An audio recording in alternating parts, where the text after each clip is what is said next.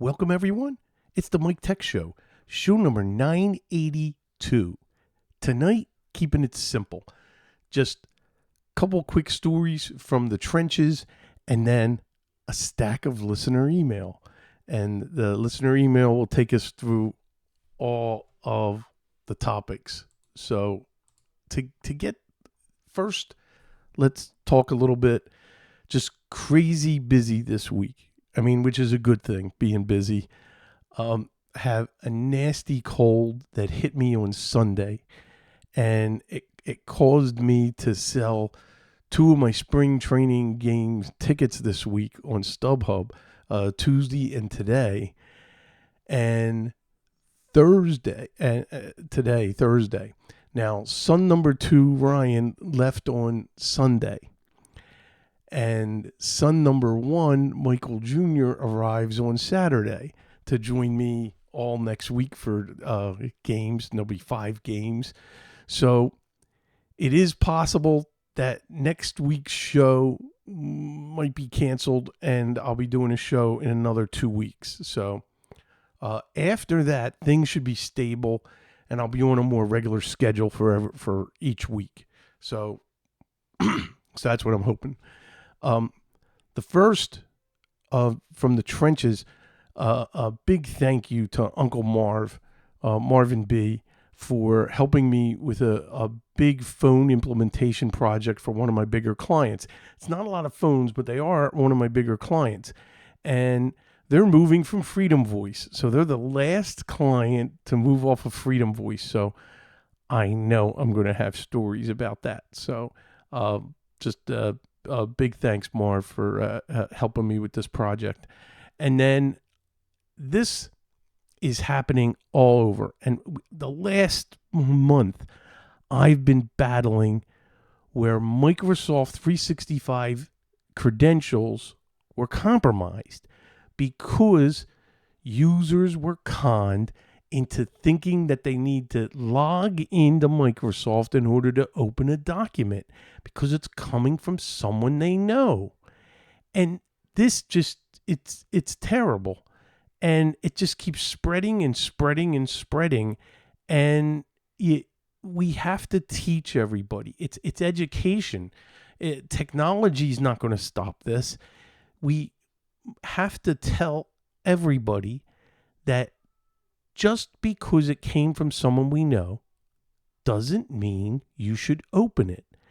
And if it has a link for an attachment, if you're not expecting it, you tell them to call the sender, because the sender is going to probably say, oh no, I never sent that. And then you let them know, hey, you've been compromised then. So, talk to their IT person.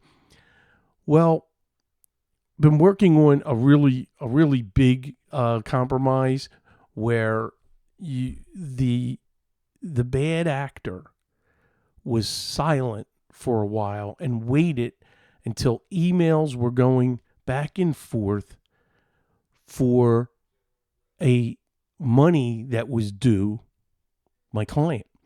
And the client, and this is interesting because the client never, ever sends or receives a wire transfer. And this is between law firms, and law firms sent a very large amount for a settlement that they sent it to bad instructions. So here's what the bad guy did. He created a domain adding a small letter. So let's say it's abclaw.com. They created a domain abclaw.com, created multiple users, and then sent the instructions. Now, here's where it really gets clever. On the wire transfer instructions, they put a phone number saying, if you have any questions, call the accountant. And, his name's John, and it's John at abcdlaw.com. And guess what? They did call. And a person pretending to be a John and the accountant answered and confirmed all the settings. So they thought they did their due diligence by calling, but they were calling a bogus number. Oh, man. So now this is going to, so I have to put, what are we doing for security? What have we been doing? I gotta help build all this evidence and stuff. So, it's ugly, and you have to absolutely be vigilant and teach your users to not open an attachment, no matter who it's from. And if they're not expecting it, they have to take the time. They have to call the sender. So this leads to the first link for tonight. And let me go over this. The link that I'm putting in actually takes you to a screen to log in. It's remove blocked users from the restricted entries page. So what happened upon doing this is Steve made a great comment here in the chat, which is something that I teach in the training. You cannot you cannot trust any phone number in an email. You can't trust it. So the big link here is security.microsoft.com/restricted users. This is where you see if a user was blocked. So this is how we discovered that the account had been compromised, because it was sending out bogus mail, and it sent out so many. Microsoft blocked the account, and he couldn't send any messages. He would get a message, and I said, you know what? Let's see. I logged into his system to view the message, and it was being blocked. And I'm like, wait a second. Let me get it to the admin portal. And there it was. It was blocked. So you have to go through. I'll try to put this, you know what? I'll put this link in there too. Because one of the things I wanted to go over is I was going to log in, and I was like, that means I can't show client info. But you have to sign in. And then once you sign in, you'll be able to go right to that page, and it will show you any users that are blocked. And you need to take a look at that. You have to reset their password. You have to log into OWA, and you got to make sure there's no forwarding. There's no rules. Check all of the settings, and you have to make sure. Now, something else. You want to go in on the admin page on the user. You want to sign out of all devices. So before you even reset the password, sign out of all devices. That'll force a new login with the new password and then I even reset MFA for multi-factor authentication. So this way they have to redo an MFA from scratch with the Microsoft Authenticator. But MFA, it's not 100%. So I'm seeing users compromised that have MFA. So it's bad. It's real bad. So just a big warning out there, and we got to stay vigilant. We got to do our due diligence when we see this, and we got to spread the word. Don't click on attachments or any link that's going to lead to a login. The minute it looks for credentials, stop. You tell them, stop. Tell them to contact you. I would rather be bothered, and it's not a bother. I'd rather have my client call me, text me, take a picture of the screen. I will, my first available moment, I will log in and I will double check the email and take a look and say, are you expecting this? Did you call the receiver? Oh, I don't even know who it is. Oh, well, delete, don't do that. I'm seeing so many, and I tell the users, and it's not sticking. It's not sinking in. And that, what are we going to do? We do the best we can, and hope that they don't get compromised. So now I have 5 emails here. So the first one is, actually the first 2 are from Kate.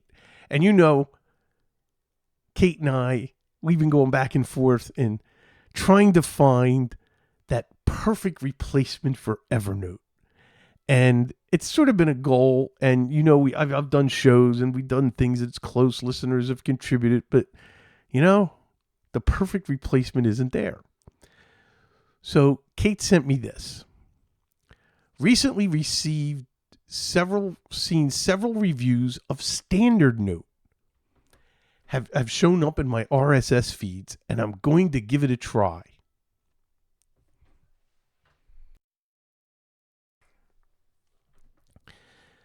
The things it has to do for me are import from Evernote, support PDF, sync across several devices and platforms. Oh, that's a minimum for me. According to the Standard Note fact, the answers are yes, but some plans have limited functionality, and yes. And the other thing might interest you, and here's the prices. And it's $90 per year, and then they have a professional $120.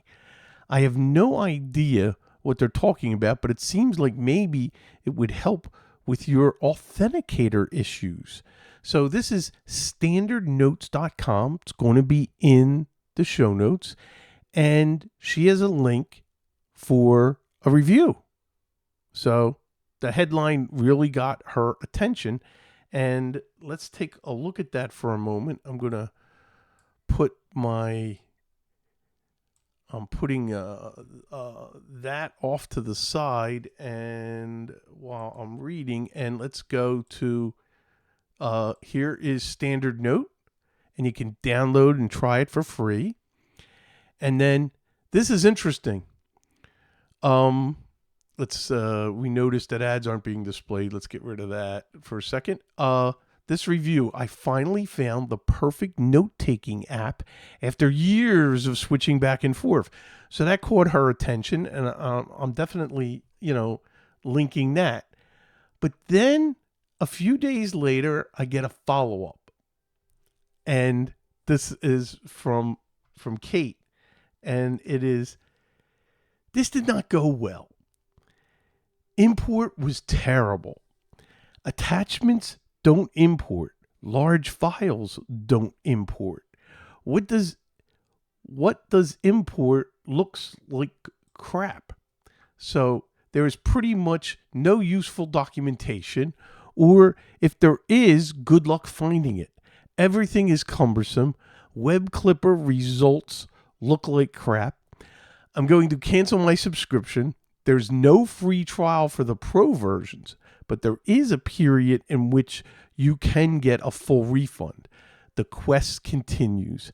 I think this might be a reasonable way to go if you don't already have a large bunch of notes in something else. That's important because this might be, and that's why I'm going through this.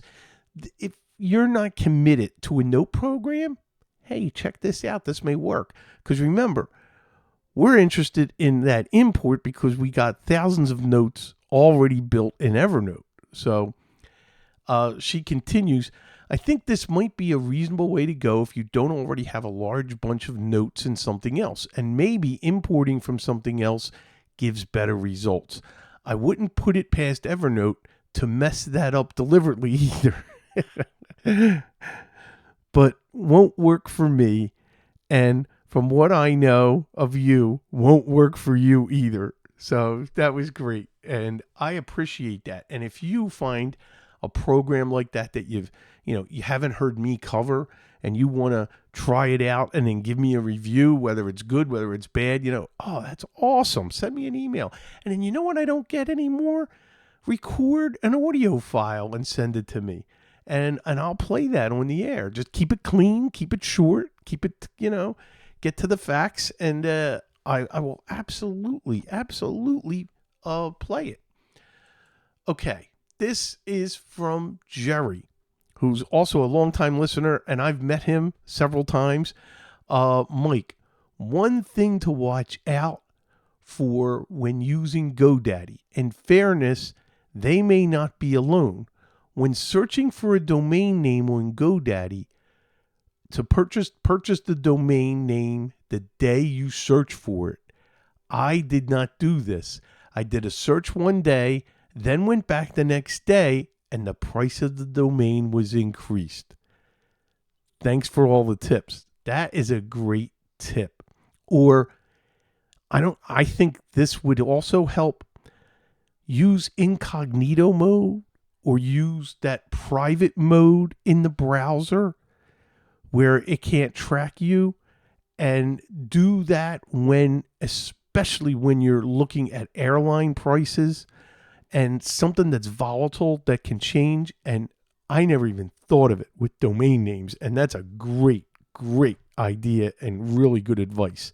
So I wanted to make sure to go over that tonight. So thank you, Jerry. I really appreciate that. Those little tips go a long way for everybody. Now, this is a problem from Will. And hi, Mike. I hope this email finds you well and you're enjoying the spring training Phillies games. Oh, I absolutely am. Can't wait to go tomorrow. And just as I do a little weave here, one of the pitchers tomorrow starting for the Phillies is Andrew Painter, who's a very, very high prospect for the Phillies. And we've been waiting for this guy to finally come through because he had to have surgery a year ago and everything. And he's looking great. This is going to be the third start I'm seeing him in spring training, and he's looking phenomenal. So he should be in the rotation for the regular season. So let's get back. Will continues, I had an unusual client problem come up, and I'm hoping either you or your podcast audience can provide some advice. About a week ago, my client started getting automatically logged out of Amazon, Facebook, Netflix, and Spectrum webmail using Google Chrome. She would prefer not having to do that. She is running an HP all-in-one Windows 11 computer that is less than a year old. Chrome has no extensions installed, and once she signs in, everything works as normal. Things I've tried but didn't fix the problem. Verified all Google Chrome settings were correct. Third-party cookies enabled, etc. Reset Google Chrome. Temporarily disabled Norton 360, including the firewall. Uninstalled, reinstalled Google Chrome. The first time I did this, initially the logins did save when opening and closing Chrome until the PC was restarted. The second time I did this, the websites were logged out when I restarted Chrome. No restart. Thanks in advance for your help. So I could use some suggestions here because he did a lot of the things that I would have recommended. I know this is crazy, but Will, can you try Edge or Firefox and see if the same thing's happening? Is this just a Google Chrome issue, or is it from the companies? Give you an example. I wanted to automatically log in to I think it was Amazon, and you can't. The way I created the link, the shortcut, it wouldn't work.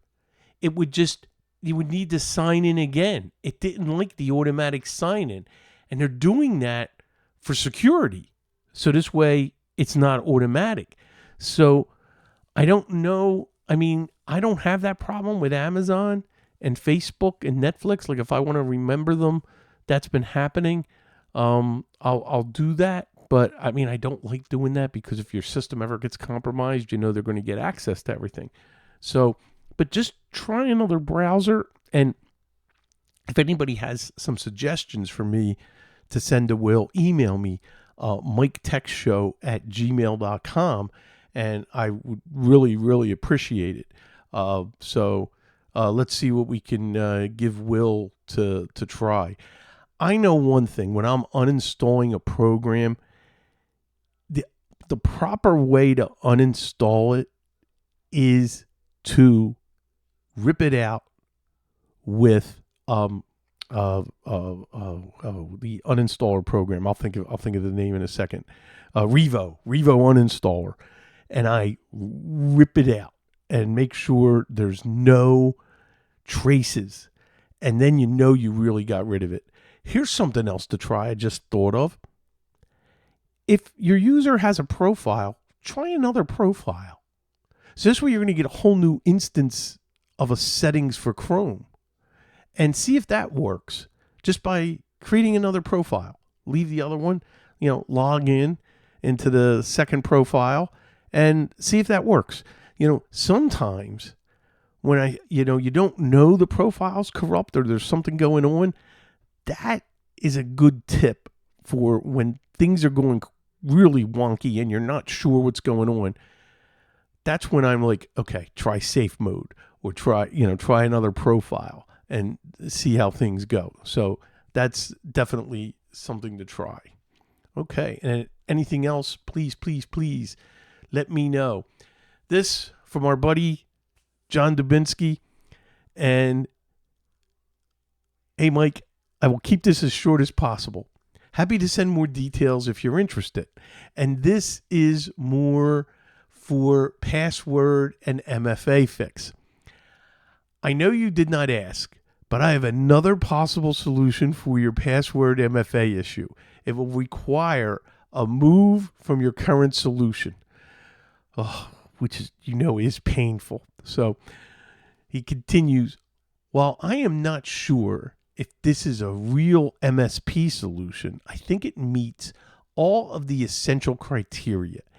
It is from a reputable company, simple, free, secure, works on Windows and Mac, and allows for sharing, and is super easy to back up and restore. I am talking about Apple Passwords. Apple provides a solid support through the iCloud for Windows app, which includes an iCloud Passwords app, sometimes just called the Passwords section or iCloud Passwords app in Windows. There is also an extension for Chrome, Edge, and Firefox to allow for password autofills on Windows machines. This could possibly be an elegant solution for you and your son. You could create a password group for each customer that is a shared folder storing all customer passwords in that corresponding folder. Now you both have full access to everything. The bonus here is that if you have your Apple account secured for both you and your son, you have everything backed up in iCloud for easy restore and recovery. He has a great link for that I will have in the show notes from the support site from Apple. And he goes, just my 2 cents on this topic. Hope it helps. John, always helps. And we have to take a look at that. I may do that, and maybe not for MFA out of the box, but just give that a try for other passwords for things that we're managing that's not quite MFA, but we need the logins. One of the things that a lot of companies do, especially SureWeb, their MFA is a phone number back to me, and to my cell phone security code. And anybody that uses SureWeb, it's very annoying. Do you get 2 codes? And of course you got to use the last one. They always send 2 codes when I'm trying to log in as a customer. So to the admin to be able to do the admin functions for email and everything. As a matter of fact, today I had to go into SureWeb for adding a bunch of blacklist domains and addresses to block spam that's just bothering 2 users, and I did it for their whole company. There was a long list, and as a matter of fact, first time I did it, I got an error message from SureWeb that it couldn't process my list, and opened a support ticket, and they came back to me and said, try incognito mode. And also make sure you clear all of your cache from the browser before you're adding to the whitelist or to the blacklist. That actually worked. So I have to get back to them so they can close the ticket. Anyway, just wanted to throw that out there because that happened today. So lots of things. I am so incredibly backed up with work, and especially as I try to sneak out to Phillies games, and they're during the day, and then I got next week. It's tough. Excuse me. So it's tough balancing everything, and trying to do that. So I have a ton of things. So that's why Monday I have some things early tomorrow morning, and then man, I have Monday booked. I have so much work that I'm starting to schedule up and pile up for clients, and I'm sure just Monday alone is enough for a show that I will be, for a future show coming up. So not sure about next Thursday night. It all depends on what's happening. I got a game that day. How am I feeling when I get home at 4:30, and then try to get on the air? So let's see. I got my son here, which who I haven't seen in months.